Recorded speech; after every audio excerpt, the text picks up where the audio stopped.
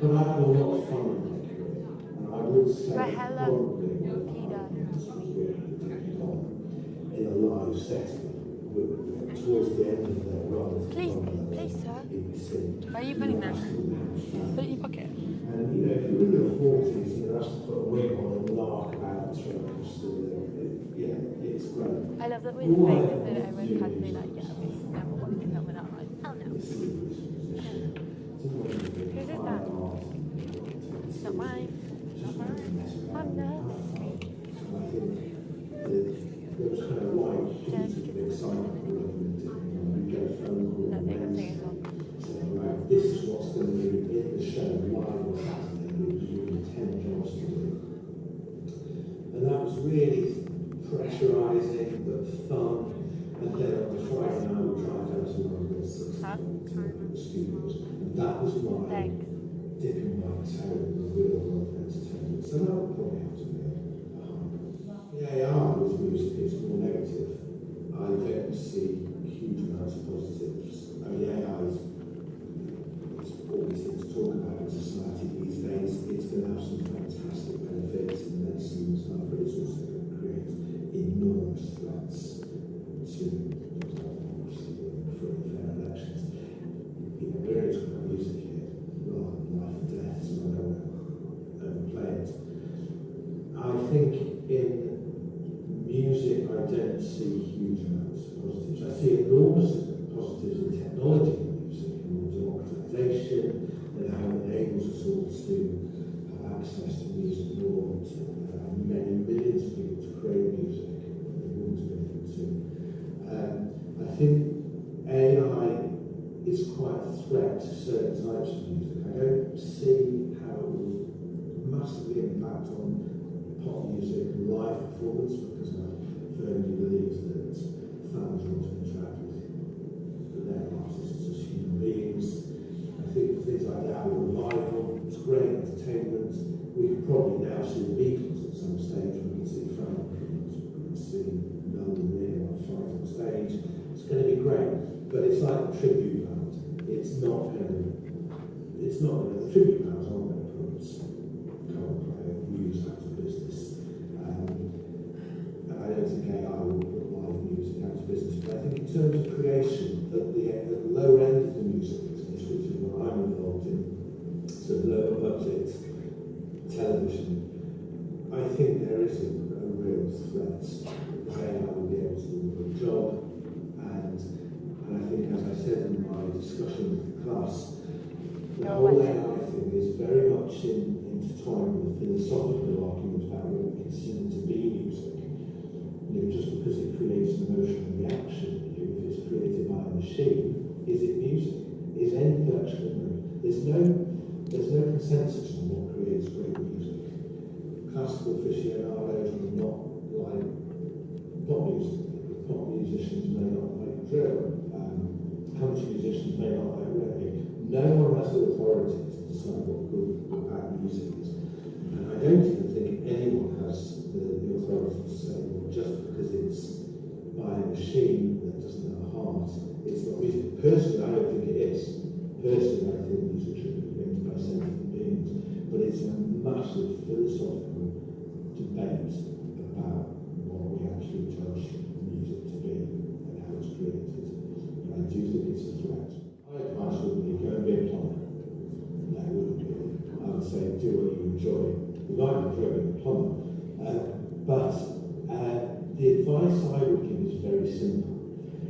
Just go in with your eyes open and be alert. And don't assume that it's all bad. If you've got challenges, treat them as opportunities. I mean, everything changes over time. Every part of life has faced challenges, whether it's the electrification of society, or whether it's aviation, or medicine. We all have challenges and we have to overcome them. Music is no different, apart from maybe the change is very, very rapid. So I would just say, go into it for the right reasons, because you're passionate about music. If you want to go and make lots of money, go into the city, don't be a musician, but go and do what you enjoy, but just be very alert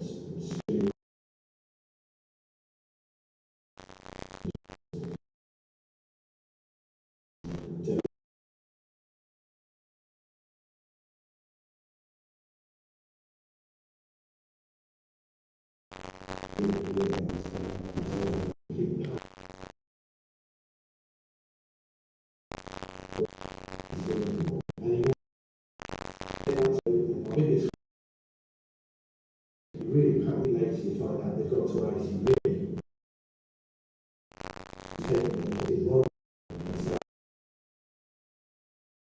And suddenly you've got so many to come out of. So anyone goes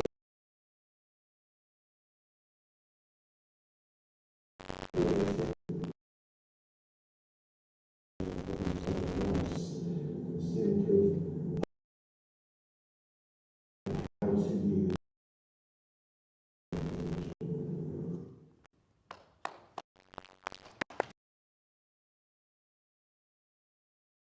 of how to use. That was very informative. I do, I think you know, probably bored of me going.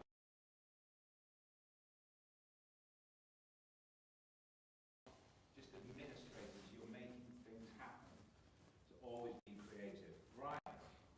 Well, here we are. Senior.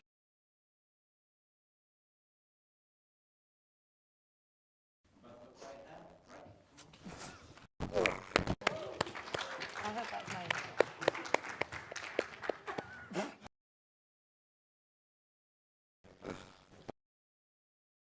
Song, can I...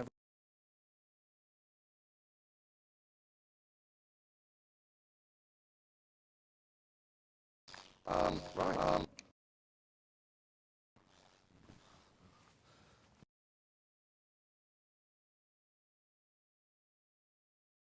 About green music.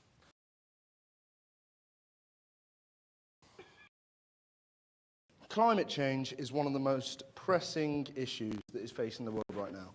It affects all of us, whether we're in the film industry, the music industry, watch CIM, explain.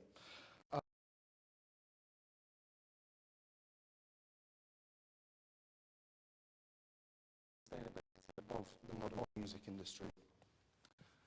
In this presentation,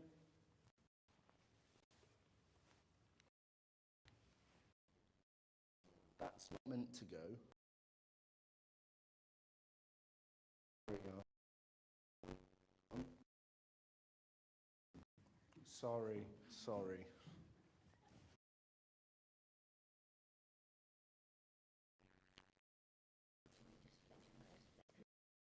There we go, thank you. There we go, perfect.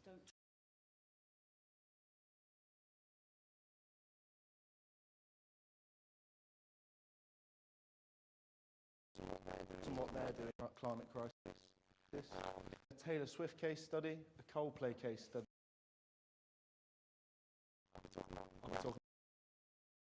And managers.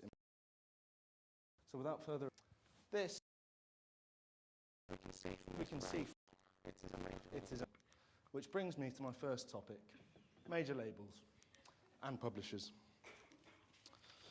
So this whole topic came about because I was speaking to my dad, who we just saw on that video there, and he was telling me that he had just had an interview, a meeting with Universal, and that the main topic of their conversation had been green music, and it was kind of the first time that he'd really been subjected to all this. And we had a really interesting conversation about it.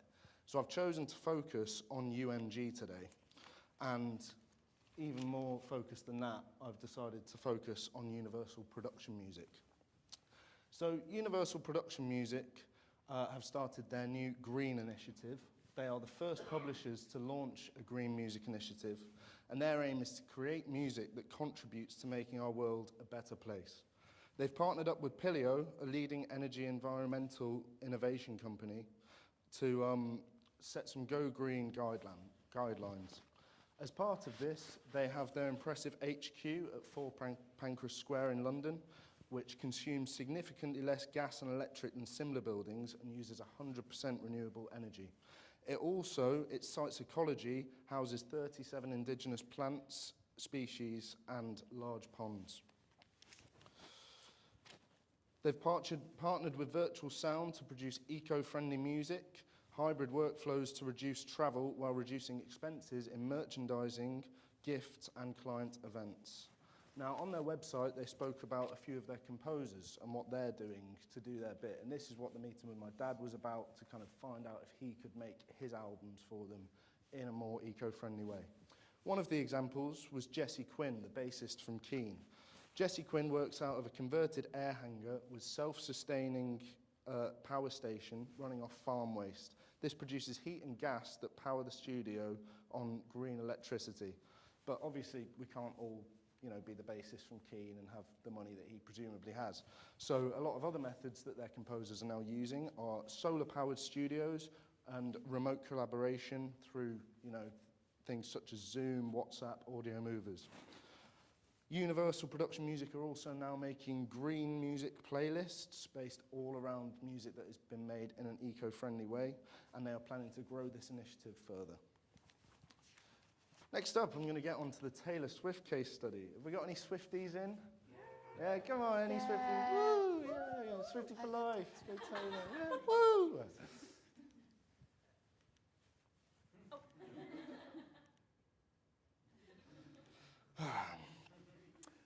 So I'm going to be talking about the Eras Tour.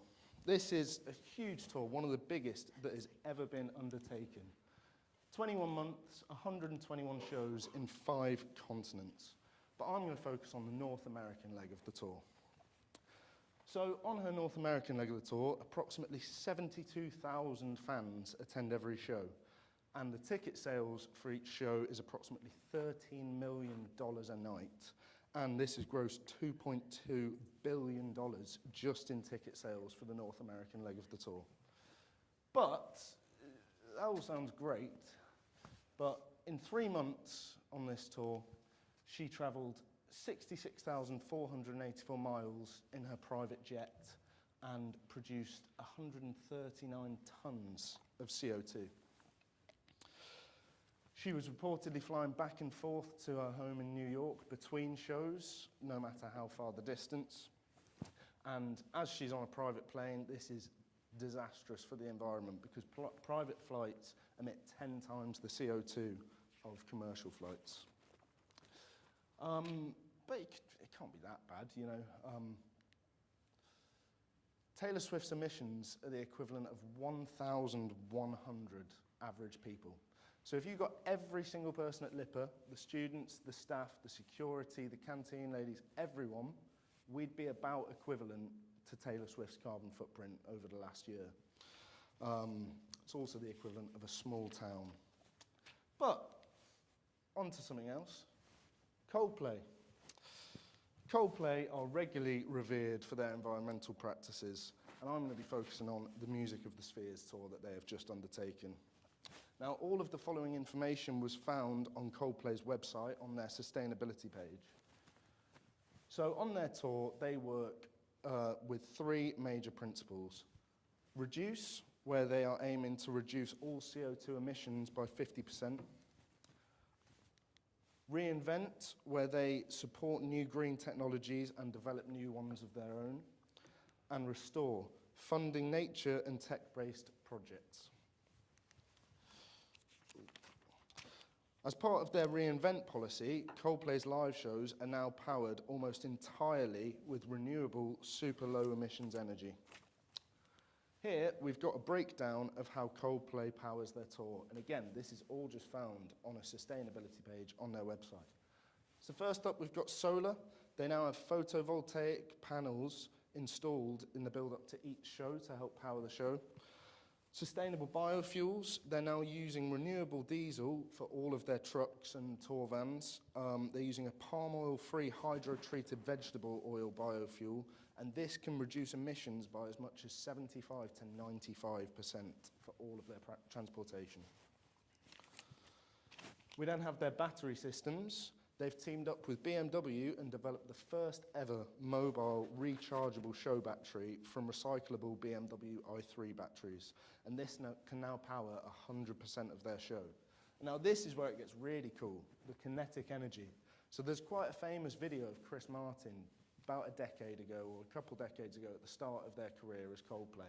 And he's talking about how one day he wants to introduce this kind of new technology where they'd have pads on the ground that absorb kinetic energy, so the fans dancing at the shows would actually help power the shows. And they've now made that a reality, and at all of their stadium shows, they have pads in select areas of the crowd, which, when people dance on them, they create kinetic energy and help power the show. They also have electric power bikes at every show, so just at some point in the show, if you want to, you can just jump on a bike and just help power the show, do your bit, which, yeah, pretty cool. And then their grid renewables, where possible, they are using mains power from 100% renewable energy sources. So Coldplay, they're really leading by example. You know, having these kind of sustainability reports laid out so easily and so accessible is really motivating for other artists to do the same. And annoyingly, there was another example of this 2 days after these slides were due, so I couldn't include it, but Billie Eilish's album dropped last week, as I'm sure most of you know, and with it came a sustainability report where she spoke about how she's made this album eco-friendly, from the production of the vinyls to the distribution. So yeah, people are really starting to follow by example. Oh God, I've done it again. Have I done it again? Oh, I'm so sorry. I don't know what's happening.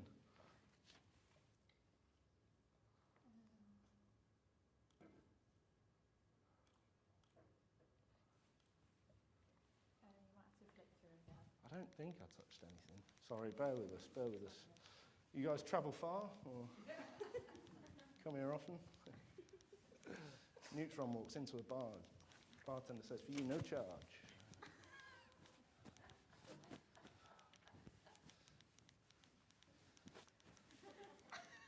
Crazy weather we're having.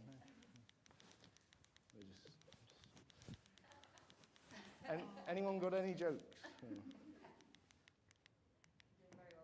We're getting there, but now it doesn't seem to be moving at all.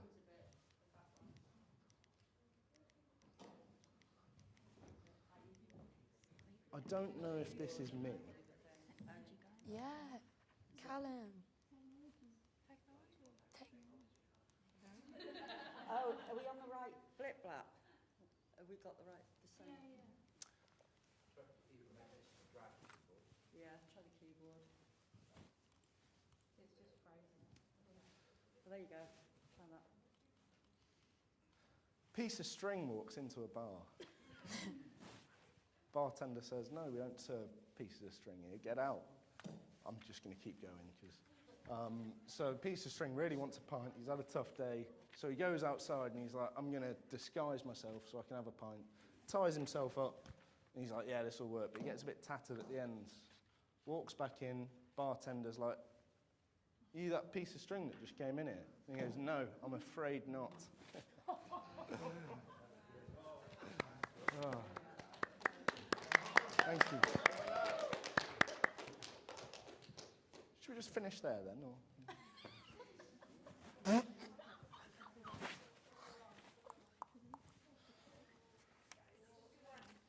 How many managers does it take to finish a presentation? Beautiful. Are we on? Oh. This just would happen to me. Oh, we're recording. Oh. It's just try to kind of avoid what's happening. Yeah, here we go. There we go. Right, I'll be careful. I'll be careful. Right, thank you. So, as I was saying, as if all of this wasn't enough, this is a picture of Chris Martin, who actually caught the train to their Cardiff Stadium show last year, which I think is pretty cool. And maybe we'll see some of this in action in summer when they headline Glastonbury Festival. So Glastonbury is possibly the most famous festival in the world, and it is renowned for its environmental sustainability. Here's a note from the founder, Michael Eavis, and he talks about some of their principles. Eavis says that Glastonbury was green before climate change was even in the public eye, and it is just as green now. They're always exploring new ideas to lessen the toll on the land, and their campaign remains Love-worthy farm, leave no trace. They are always trying to promote new initiatives on waste reduction and efficient power. And this, again, all found on the sustainability section of their website. Very easy, very well laid out. This is their sustainability report, which has a number of their policies and initiatives on there. This includes the sale of single-use plastics is banned. Generators run on HVO fuel, which is the same biodegradable fuel that I was talking about Coldplay using. Their sustainable transport initiative helped get 40,000 ticket holders to Glastonbury last year using either public transport or bikes. They have the country's largest on-site recycling plant, and all crew and artists are transported around the festival in electric vehicles. In addition to this, they have a temporary wind turbine that they put up, they have nature reserves, a lot of charity partnerships, and reusable and compostable crockery. And one of the key environmental issues that we see with a lot of festivals, particularly Reading and Leeds, is the leaving behind of tents at the end of the weekend. Since 2019, 99% of all tents have been taken away home from Glastonbury, which is, again, pretty amazing. And here is a list of the guidelines that they give to festival goers before they come to the festival. A lot of it's similar to the stuff that I've just shown, but, you know, pretty explanatory, but it does need saying a lot of the time.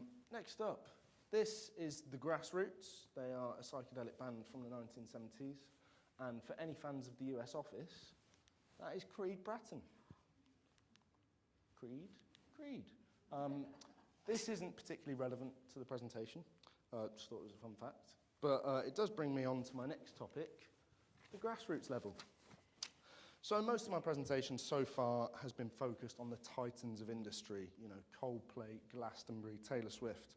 But now I'm going to talk about what we can do at the grassroots level as well. And two companies that are leading the way for making the music industry more sustainable at the grassroots level are Equilibrium and Audio Movers. Equilibrium works with everyone in the live events industry, taking action to reduce the environmental impact of travel. Travel is the largest source of emissions in live events. Equilibrium provides advice about sustainable travel as well as tools and inspiration to take action and reduce these impacts.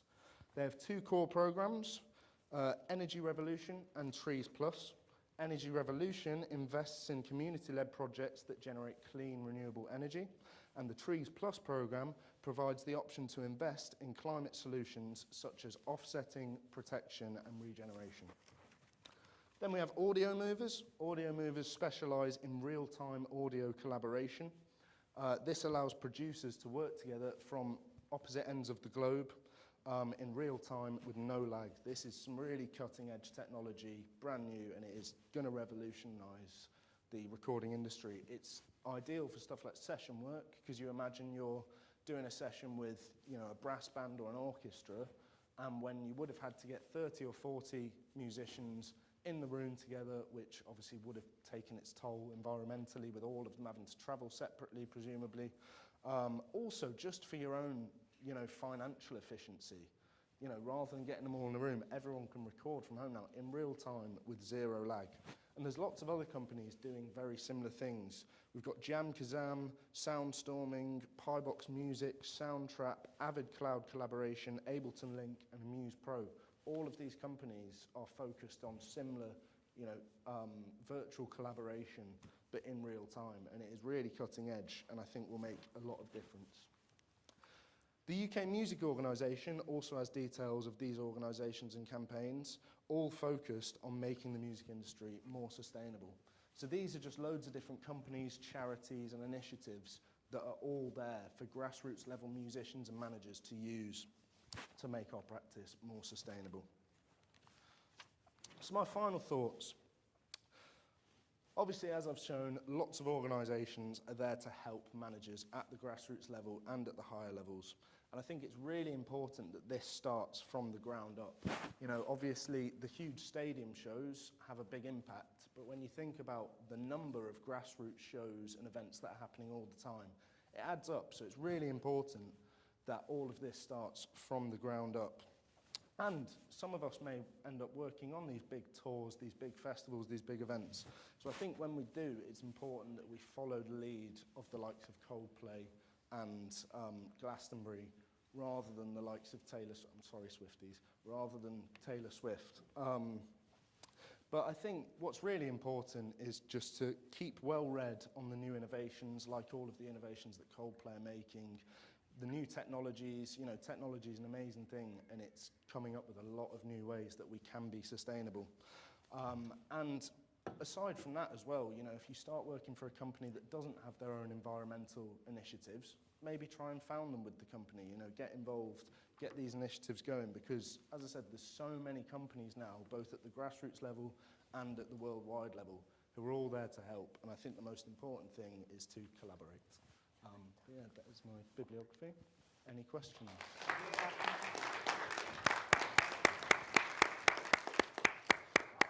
Questions? There we go. Straight.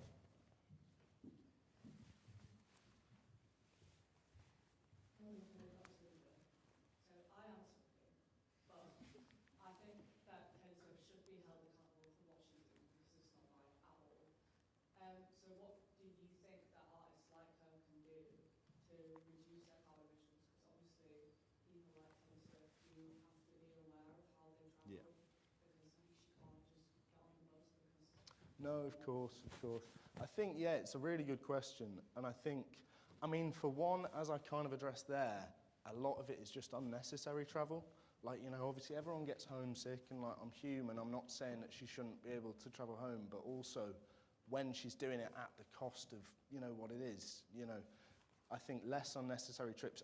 She made, it was either a 5,000 or 10,000 mile round trip to go see Travis Kelce in the Super Bowl. And like, at that point, it's like, you know, and, you know, there's other, I know she can't just like get on a bus and stuff, but there is other methods. Like, she could realistically, I know she's huge, but she could realistically go on a commercial flight, even if it meant booking out the entirety of first class, which would be a whole lot more environmentally sustainable, and probably cheaper for her as well. So yeah, I think it is just a case of, you know, whether it's a small tour or a large tour, you need to think about planning your routes for the best financial and environmental efficiency, and I think that's an area that she's really lacking in. Yeah.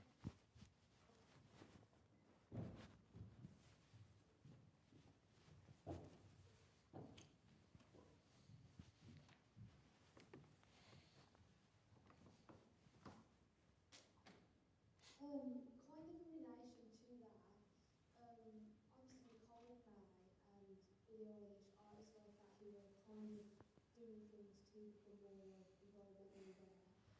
And in a way, it's kind of like a marketing strategy, like you go to a Coldplay concert because you feel good that it's not damaging the environment, Yeah. and it kind of sells it.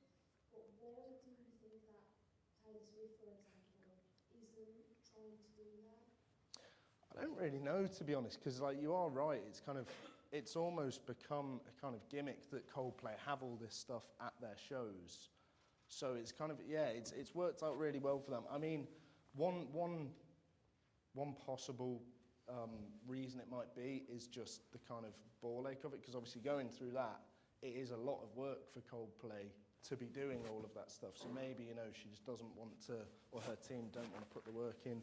I mean, to back her up a bit, they have invested a lot in kind of reforestation and other programs like that. But yeah, I think as well, a big part of it is the access to the technology right now, because a lot of this technology that Coldplay are using is very new, and a lot of it has actually been kind of invented by their team. So I think as we progress, this technology will become a lot more accessible, and we will see artists like Taylor Swift starting to incorporate it. And I wouldn't even be surprised if it gets to the point where there's almost, you know, government policies where if you're doing tours of that size, then you have to use certain technologies like that to make it more efficient.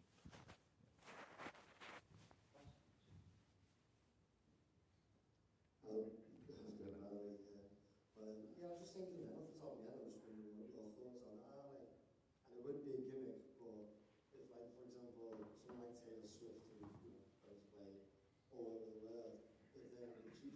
made a band and part of like the best musicians in the area on the vicinity, because obviously everywhere has great musicians, and you could just assemble like a band there, so you have like less kind of travel and like less people kind of having to, you know, because she like, I'm assuming she takes a band all over the world in itself, or like how many Taylor Swift's there times that by 20 or so, do you know what I mean? But Yeah. so, what do you think on that?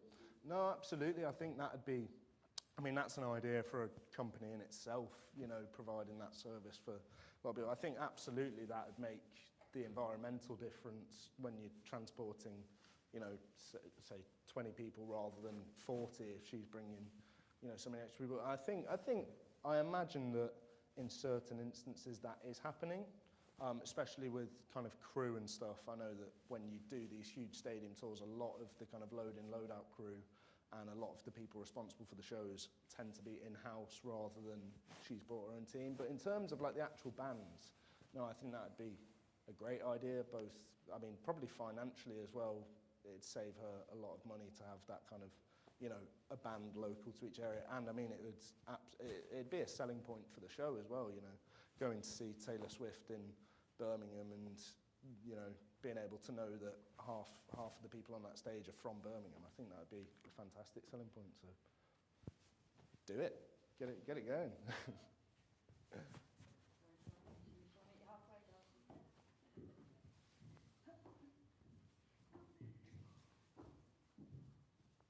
Thanks, Benny, that was really interesting. I kind of got sort of two hot questions. It's all very well Coldplay releasing their own data, but can we trust it? And I'm not saying we can't, but I'm just thinking with that question, can we trust it? Do we need there to be independent verification of what they claim that the results of musical spheres is before we can accept that? And the other thing is, in terms of the kind of digitalisation and collaboration, this is a thing that's being levied against NFTs. Is there not a huge environmental impact in terms of the servers and the rare metals, rare earth metals, etc., required to create that technology, which then allows us to be green, which in itself is not green? Yeah, so with the Coldplay's data, from my research, I did find data which seems to back up what Coldplay are saying. It seems to have been verified, but I feel like even if it is their own data, I feel like, you know, I'd be inclined to trust it. But also, I think it just is quite a good kind of preacher to other bands that, like, even if they haven't done their secondary research and been like, oh, actually, I'm going to cross-reference this, they'll be like, oh my God, it's working, let's, you know.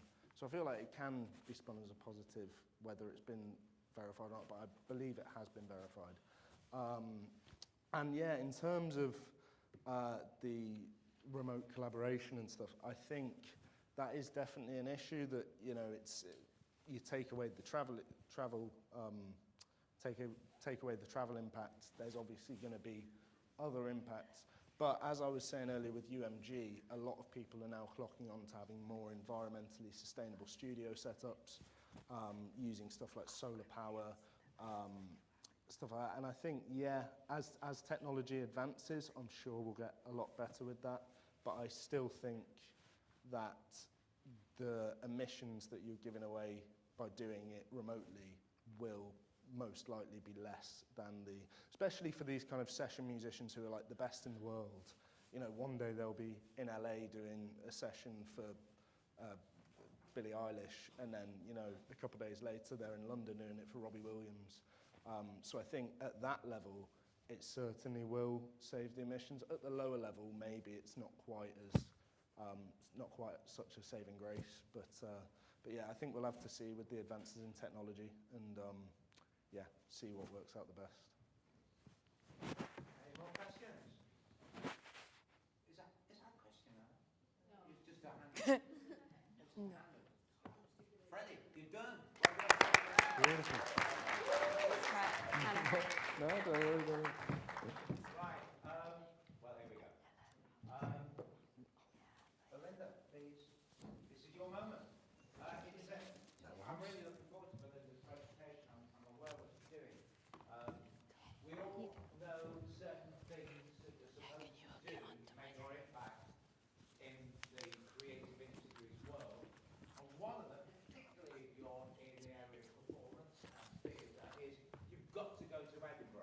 Yeah, the Edinburgh Fringe, it's this holy grail. Thank you. But Linda has lots of experience on this, and she's going to tell us whether Edinburgh is worth it. Is this on? Oh, So, hi, Mum and Dad. I love you. Okay, they're on holiday. Okay.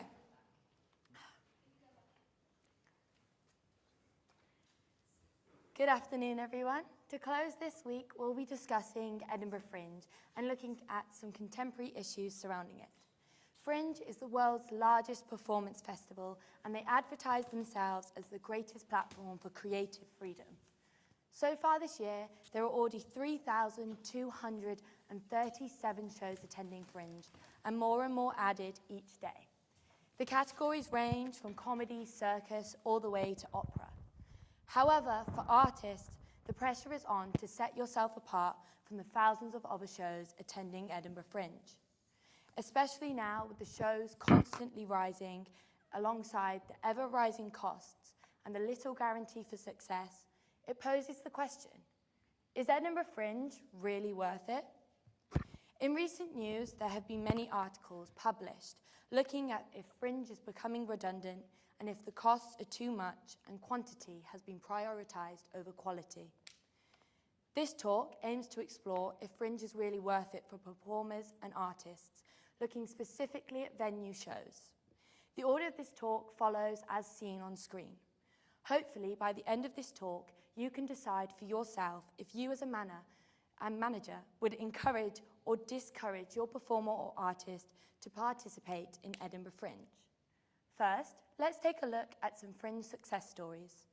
One of the most famous Fringe success stories was Phoebe Waller-Bridge with the show Fleabag.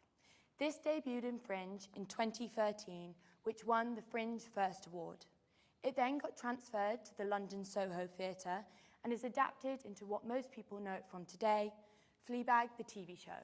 The TV show alone, since 2017, has won 41 awards. Another well-known Fringe success was Six the Musical.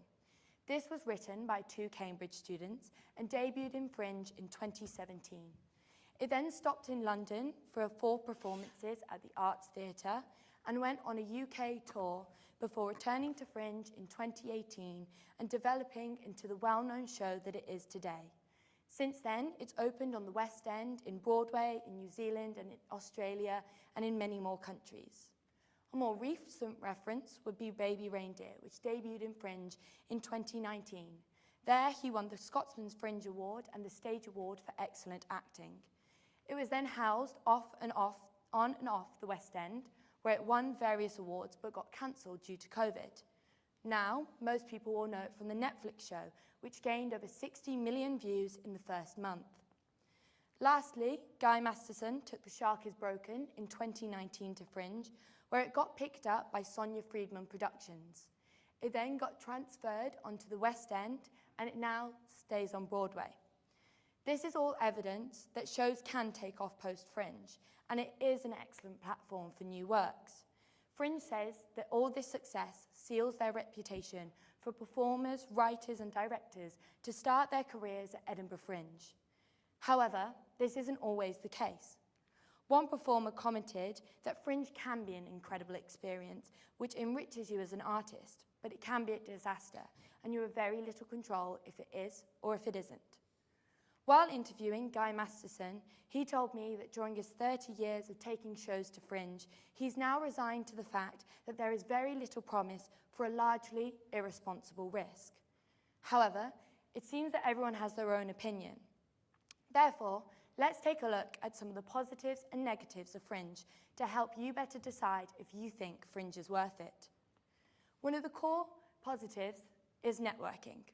At Fringe, there are artist bars so that people can network with people in the same venue. This is great to hear industry feedback on your show, make new connections with artists, writers and directors to help further your career. There are also conferences, events and functions during Fringe so that creators can connect with one another.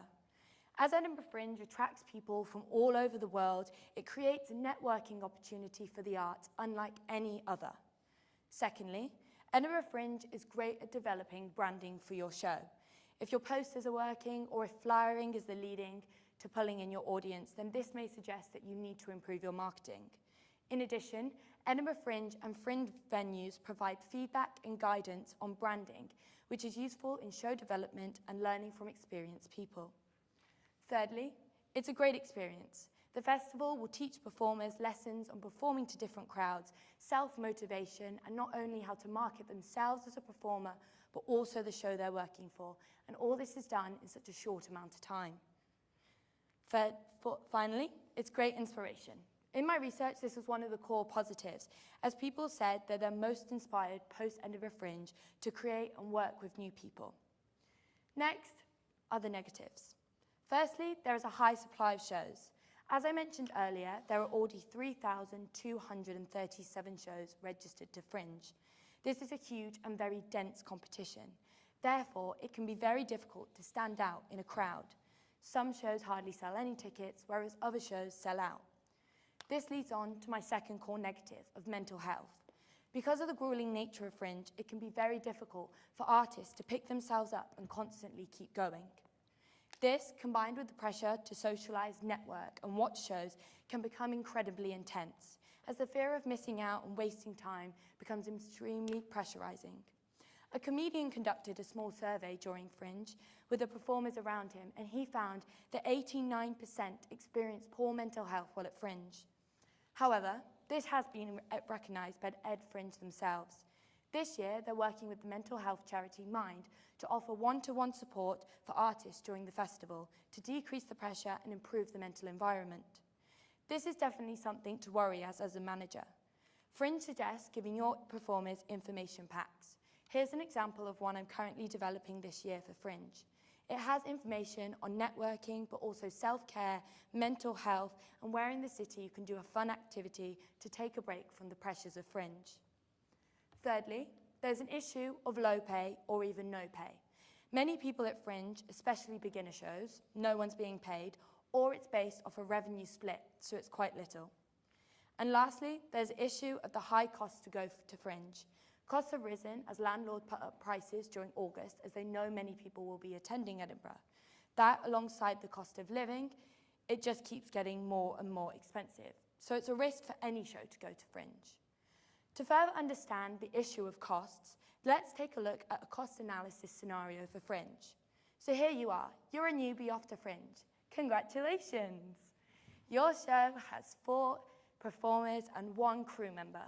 It's a minimal show for 1 week, so you have 1 technical rehearsal and 5 official shows.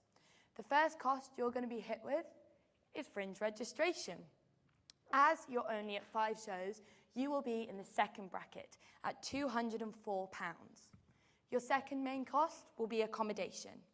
This gets booked up very fast, but luckily you were quick. So you got one of the cheaper recommendation accommodations at £269.50, adding £1,347 to your budget. Your next cost will be a venue. As you're a beginner, you'll probably want Green or The Space, as they provide beginner advice and also all the technical equipment that you'll need, so you don't have to take any up to Edinburgh with you. The venue that I've chosen for this scenario has 52 seats. So for 52 seats, for 5 days, you have £1,544. Your next cost will be in your insurance. You're normally asked to cover public liability, which for a small show is around £70 to £100. Your next costs will be marketing. For the smallest Fringe pack marketing offer, it is £59 for all of your flyers and posters. Your next cost will be your travel. So if we go from Liverpool to Edinburgh and you book your tickets early, it'll add £350 for your entire company. And lastly, your cost will be costumes, both for flyering and for performing. If we do £50 per company member, that adds £200. So your grand total of expenditure comes to £3,614. But it's important to take note that we have not added rehearsal costs. You're not in the Fringe programme, and no one in your company is being paid, and no food costs have been added. On the brighter side, let's take a look at your income. Your main income will be coming from tickets. Sadly, there's no guarantee at Fringe. So at an average ticket cost of £8 with a 52-seat venue and 5 shows, here are your predicted ticket sales, therefore making your income unknown. To avoid the unknown, as a manager, you can do fundraising events for your show, you could reach out to possible sponsors, or you could apply to lots and lots of grants. But for those of you who noticed, the question remains, why even at 100% sale is the revenue less than expenditure? Essentially, ticket prices aren't keeping up. To explain this, let's take a look at the supply and demand of the Edinburgh Fringe shows. This graph shows the ticket prices on this axis, and on the bottom axis, the number of shows. On the graph, you can see the supply line, which is in yellow, and let's say this represents the amount of shows in 2022, which stood at 3,334 shows. The line is relatively steep, which means it's inelastic. This means that even at any price, people are still willing to supply different shows. Next, you can see the demand line. This is relatively flat, which means it's elastic. This is because there's lots of substitutes. So if someone increases the ticket price, then consumers can just go watch a similar show for a lower price. Essentially, consumers are easily swayed at Fringe. This means you get an equilibrium price in 2022 at P1 with the output Q1. But as Edinburgh Fringe have been adding more shows each year, as from 2022 to 2023, shows increased by 6.5%, this leads to a supply-side shift, supply 1 to supply 2. As there are now more shows, this creates a lower equilibrium price at P2, but with a higher output at Q2. This shows that over time, ticket prices have been falling relative to output, therefore showing that even though accommodation costs are rising, venue costs are rising, and the cost of living is going up, tickets are not. So it's unlikely that people will make a revenue at Edinburgh Fringe, adding to the question of, is Fringe really worth it? So how can we fix this issue? Some managers and producers have been calling for a cap on the amount of shows that can attend Fringe. Let's take a look at how this would affect the graph. Let's say they cap the shows in 2025 to 2,500 shows. Firstly, this would make demand more inelastic as there's less choice. So if people put the prices up for a show, people can't then just go watch a similar show for a less price, therefore making consumers take on the higher costs. This would create a new equilibrium price at P1 with the output Q1. Let's suggest in 2026, they decrease the number of shows allowed at Fringe once again, shifting the supply. This would lower the output to Q2 and increase the price once again to P2. Using this same scenario that we applied earlier and applying the cap, we can predict a new average ticket price at £14. And this would be your new ticket revenues if they applied a cap. Even though this doesn't exactly make it rain money, the ticket revenues would be much higher in comparison, which would make the risk of costs much lower and also increase the chances of you being spotted at Fringe much higher. However, there's a debate that the cap would go completely against Fringe. One of the core positives is that anyone can take a show. Plus, if there is a cap or some sort of curation process, it provides the negative opportunity to be less inclusive and silence minority groups. So as a manager, would you take a show? Some producers say it's worth it. During an interview with What's on Stage, Ruby, the producer of Joan, commented that even though they won 3 Fringe Awards and toured nationally because of the opportunities supplied at Fringe, they still made a loss at the festival. However, she debates that the reviews and industry recognition that they can gain in 3 weeks at Fringe can take years anywhere else. Therefore, for them, it's worth it. Ruby said that they'll be attending the festival again and they expect to make another loss. But that's a loss they're willing to sacrifice to gain recognition. In the same interview, however, she stated that some companies have had to file for bankruptcy due to Edinburgh Fringe, so you just have to analyse your risk.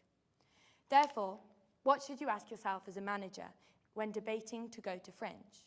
Firstly, what will the show or performer specifically gain from Edinburgh Fringe? Will the show actually sell at Fringe? Is it very niche or difficult to pitch? Can you sell it in 20 seconds while flyering to someone? Are there other festivals more suitable than Fringe, like writers' festivals, drama festivals, or comedy festivals, where there are lower costs, higher prices, and you'll walk away with the same results? What about the Fringe network will benefit this show or performer? Can you reach out to those people in another way? Or could you attend Fringe Connect meetings throughout the year instead of attending Fringe? And finally, could you just visit the Fringe as an audience member instead? This would allow you to be able to network and be inspired by Fringe without the financial risk. During my time at university, I've not only worked at Fringe, but also produced 2 Fringe shows. And while researching for this presentation, it made me think, was it really worth it for these shows, or did they add to the high saturation and low ticket cost issue? Firstly, I helped some actors take the show Soulmate. This was suitable as it was a new piece of writing. They wanted to experience the Edinburgh Fringe environment, and they were keen to learn about being a performer and a new writer. However, there was no networking plan put in place. And as a manager, I recognized that this was a huge missed opportunity for them to grow contacts, not only for themselves, but also for the show. Secondly, as they are actors and university students, there was a fair amount of partying done, which could have affected their flyering and the amount of audience that was attaining their show. And finally, there was no real plan for the show to continue post-Edinburgh Fringe. Therefore, Fringe wasn't used as a development opportunity. So for the high cost of Fringe and the high amount of work that went into taking the show, it poses the question of would they have gained the same positives if they took the show to a more local festival? The answer is probably. Next, I'm helping take the Gardening Club. This is also a new piece of writing. However, the learning experience is much more focused. They want to gain how people react to the show, how to network, and how to specifically sell this show. But this time, we have set up a networking plan so that they can make the most of the Edinburgh Fringe network and reach out to producers and directors that are attending Fringe at the same time as the show. The show is also in development, therefore it's a benefit for Fringe as they can make use of the opportunities at Fringe to help grow this show. And finally, there is a plan in place to grow the show post-Fringe, and we've also fundraised enough so that we know we'll be taking a profit, and there's zero pressures on the writers and performers there to make a pure profit from ticket sales. This takes off some of the mental health issue toll as the pressure is reduced, but it just makes it more comfortable knowing that no matter what the ticket sales is, there will be money in the bank. And therefore, it fits the Fringe opportunity, and hopefully it will gain some recognition that I discussed earlier in the presentation. Finally, to help combat some of the negatives and issues discussed in the presentation, here are some tips. Firstly, as I mentioned, financial planning. This may be one of the most important parts. Whether this is fundraising for Fringe, or if you know the show is continuing after Fringe, making a prediction of what it will cost, just in case of a loss, so that you can recoup the money. Next, set expectations with whomever you're working with. The difficulties of Fringe, how to take care of themselves, the level of competition, and the fact that they may only be performing to one audience member. Provide them with lots of advice on marketing, how to brand themselves, how to use that network and network properly, and where they can go if they need support. And finally, guidance. This is mainly while they're at Fringe. Make sure to check in. As a manager, it's important not to just check in on how their network and their ticket sales are going and their marketing is going, but also do make sure that you check in on how the performer themselves are handling Fringe. So, is Edinburgh Fringe really worth it? This is purely on a show-to-show basis. If you can afford the risk, there is a small chance of great success. So if you can pull together the money and you really genuinely believe in the show, then I'd say yes. There are still some improvements needed to be made at the festival to make it more sustainable, not just environmentally, but for all performers, so that artists aren't taking their shows up to Fringe and spending an awful lot of it and it going nowhere, because then that would be a waste for the arts industry. But it is an incredible experience, and it teaches performers and industry workers so much in such a short amount of time. At the end of my interview with Guy, I think he summed up not only theatre producing very well, but also Edinburgh Fringe as a whole. in that not every gambler puts everything on a red 7 and wins, but you can't win it if you're not in it. Here is my bibliography. I'd like to open the floor to any questions.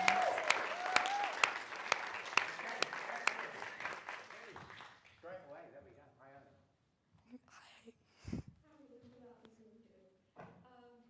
So my question is, 2 years ago when I went to the Fringe and looked at it, the show that was in the spotlight before us, it was this guy, he was doing a one-man show, and he went to the Fringe simply because he wanted to do it.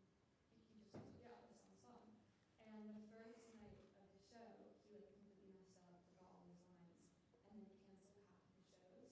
But obviously he already spent the money on accommodation, on space, and he just was like, you know what, I'm gonna stop half the shows and then restart at the end. But do you think that people like that are like adding to the problem of Fringe? Like people just doing it for the sake of doing it and then showing up and not being prepared at all? I think his manager probably should have said, hey, let's take a beat, let's take a moment. Are you ready to take on Fringe? Because I think that is something you should definitely ask your performers, and also if the show is ready to go to Fringe. Because he could have done a smaller one where there's less pressure and he would have hopefully felt more comfortable. I think he's mainly, obviously it's important to say all arts and you should experiment and learn and grow, but he's probably, if he's adding to any issue, it would be the cost issue, because as that demand for accommodation and venues rise, then venues are going to put up prices and so are accommodation. So there's definitely a demand issue that he's adding to, but if it might just be human nature in that he just genuinely thought he was ready and he wasn't, and as long as he didn't have any negatives, then I don't think there's anything wrong with wanting to go and attending. Right along the line, maybe? Callum? When it comes to performers and not having funding for it and such, do you think it would be fair of them to implement things such as, like, obviously this is more catering to restaurants, but things such as service charges, or expect people to put more money into it, and like say if we require donations if you're watching this, do you think that would be justified, and if so, how would that be spread around the Fringe in a fair way? I think it's a difficult question because already there are shows that you can attend and they'll say, hey, like pay as much as you want to hopefully make it more accessible for everyone to watch, but also to increase their revenue, because there's a hope that someone will pay like 20 quid for a ticket, whereas the average ticket price is £8. In some ways, I don't think it should be like, you should be saying, hey, do you want to tip me? Because first of all, that would be quite weird in the industry that we're already in. And I also think, yes, the arts are underfunded, but at the moment there are a lot of grants that you can apply to, and there's a lot of stuff you can do before Fringe to make sure that you have that money. So I don't think it should be put on the audiences directly from the shows themselves to be like, fund our show, in a way. Does that make sense? Right, maybe not. Hi, well done on the quiz. You're good. Hello? Yeah. Hi. That was really well done. My question is, with the oversaturation issue, and you were saying, like, should there be kind of a cap on how many people can register their show?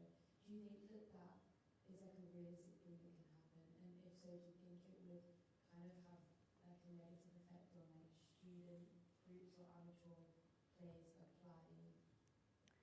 Yeah, I think it would have a negative effect on Edinburgh Fringe, because the main selling point is that it is incredibly inclusive, and that it's for everyone, because it started that you could just go up and it wasn't that expensive, and like, here are the arts, and it's very much a celebration. Whereas that celebratory point has definitely been taken away a bit because of the pressure of money. I think if they did any kind of cap, the only one that I think would personally work is a time cap, because at the moment you can still apply to Fringe now, but I think if they capped it earlier in the year, then it would stop people who have less planning or are more whimsical about going to Fringe and just like, oh, this could be fun for our show to do.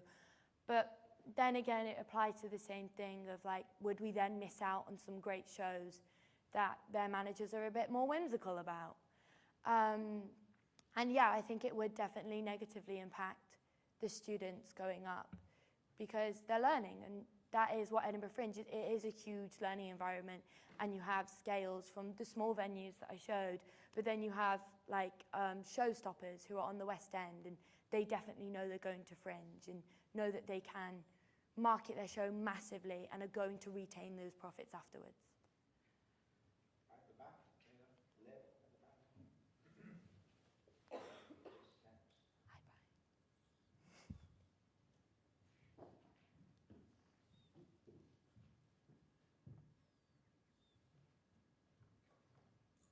And that was really, sorry, that was really interesting. I was just going to ask, do you think if there's no sort of cap on the amount of people going, etc., put in place, do you think there's a risk that Edinburgh wouldn't be as important for exposure, or there could be like, I don't know how to word it in a way that... Sorry, I missed what you said there. Important for exposure? Yeah, do you think because of the oversaturation, if it's sort of not capped, do you think that there's a risk that Edinburgh just wouldn't be as important, and there could be alternative fringes or ways into the industry?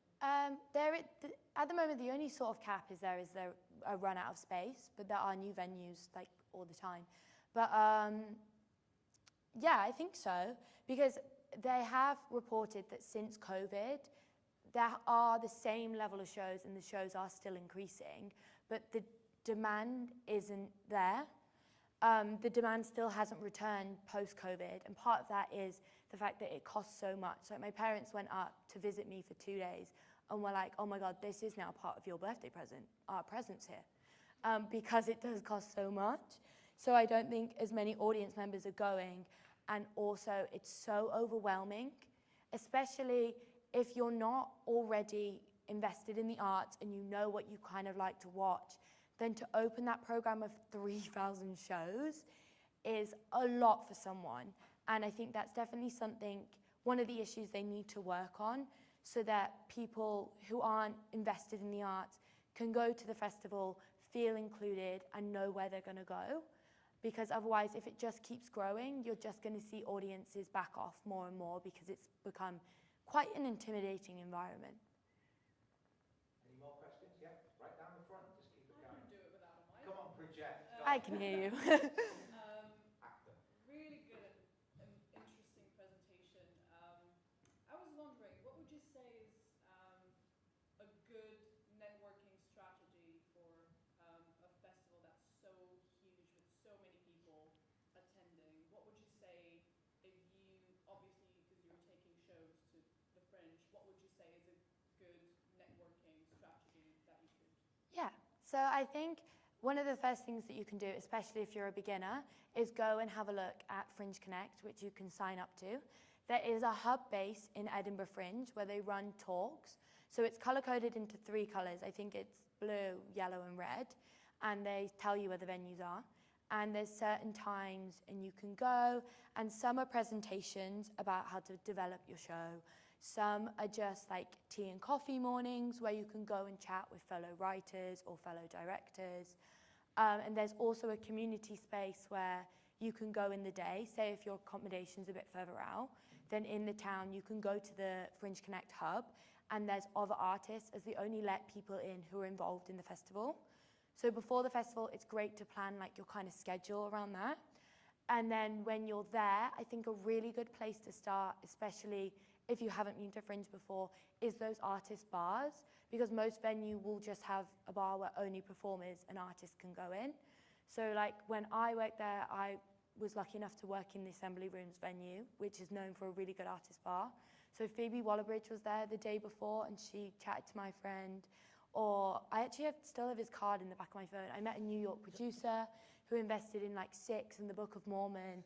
And it's really just having the confidence to be like, hey, my name is blah, blah, blah. It's lovely to meet you.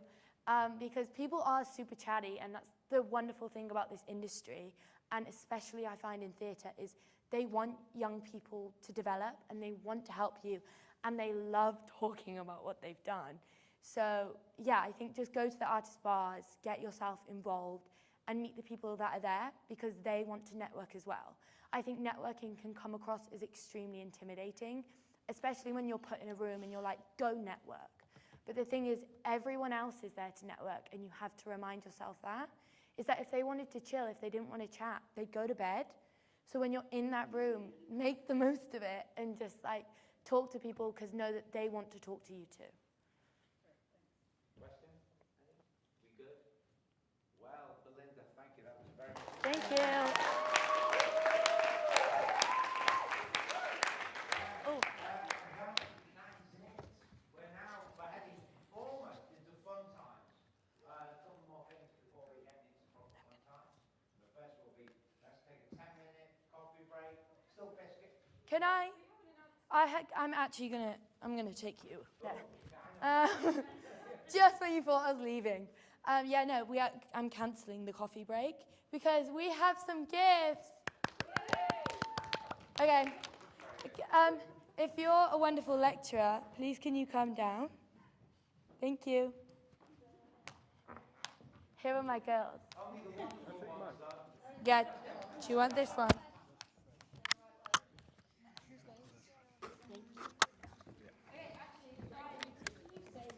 Yes. I'll just turn off the streaming stuff. Yeah, you can actually. We can only do okay. I'd like to see There she is.